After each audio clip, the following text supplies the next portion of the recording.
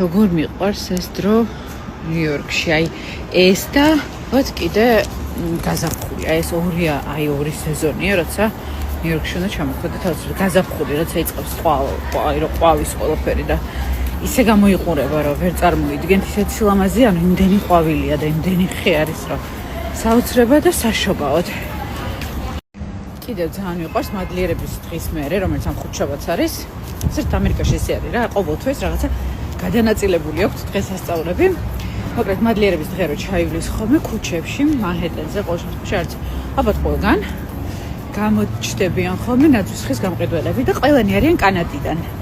ანუ კანადელებს ეთყობა აქვთ ეს ტრადიცია ნაძვის ხეების გაზრდის, ჩამოდიან აქ და ერთი თვე სადღაც ცხოვრობენ ქუჩაში პირდაპირ. გამოიყურებიან ესა ჯადოსნური ელფებივით, ყიდიან ამ ნაძვის ხეებს და იქვე ცხოვრობენ ამ ნაძვის ხის ბუდკაში.